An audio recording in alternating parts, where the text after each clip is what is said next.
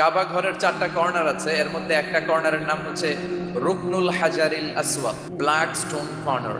এই হাজারুল আসওয়াদের এই কর্নারে একটা পাথর আছে, এই পাথরটাতে চুমু দেওয়ার জন্য লোকজন ধাক্কাধাক্কি করে।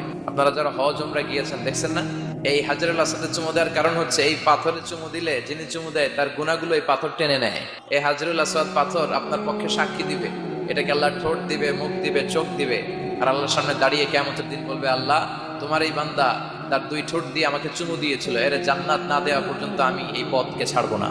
তা হাজরুল আসওয়াদের কর্নার আর কাবা ঘরের দরজা এর মাঝখানে একটা জায়গা আছে, এই জায়গাটার নাম মুলতাজাম। তো এই জায়গাটাতে লেগে থেকে দোয়া চাওয়া, দোয়া করাটা সুন্নাহ। আর এই মুলতাজামে দাঁড়িয়ে হাত লাগিয়ে বুক লাগিয়ে দোয়া করলে এই দোয়া আল্লাহ ফিরিয়ে দেয়, এই দোয়াটা কবুল করে নেয় কে?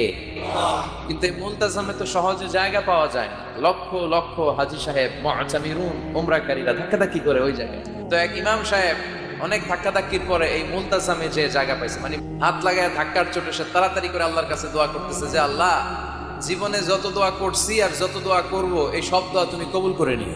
এই একটাই দোয়া, ইট ডাজন্ট ওয়ার্ক হার্ড। সে কষ্ট করে ওদিকে ধাক্কাধাক্কির মধ্যে, আল্লাহ আমারে গাড়ি দাও, বাড়ি দাও, নারী দাও, এটা লাগবে ওটা লাগবে, এত কিছু ওইখানে করার সুযোগ নাই। ওইখানে ধাক্কাধাক্কি, ওখানে যুদ্ধ।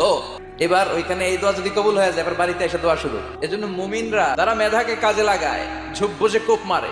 যখন দোয়া করলে কবুল হয় তখন দোয়া করার দরকার আছে না নাই? আল্লাহ যদি আমাদের সবাইকে জান্নাতুল ফেরদাউস দেয়, ধাক্কাধাক্কি হবে। মা বাইনাল মিসরাআইন মিন মাসারি'আল জান্নাহ মা বাইনা মাক্কা ওয়া হাজার। সৌদির মক্কা শহর থেকে বাহরাইনের হাজার শহর যত লম্বা, জান্নাতের এক একটা দরজা ঠিক তত লম্বা। সেই হিসাবে কয়েকশো কোটি মানুষ আমরা এক ধাক্কা জান্নাতে ঢুকবো। তো দরজা যদি হয় এত বড়, আসল জান্নাত কত বড়? ওই আল্লাহর দরবারে ভান্ডারে কোনো কমতি আছে? পৃথিবীর সবাই যদি আল্লাহর কাছে যার যা লাগে ফরিয়াদ করা শুরু করে দেয়, আল্লাহ দাও, এটা দাও, এটা দাও, আল্লাহ বলে আমি তোদের যা চাওয়া আছে সব যদি দিয়ে দেই, তারপরেও আমি আল্লাহর ধন ভান্ডারের 1 ইঞ্চিও কমবে না। তো এই জন্য সবসময় কার কাছে চাইতে হবে?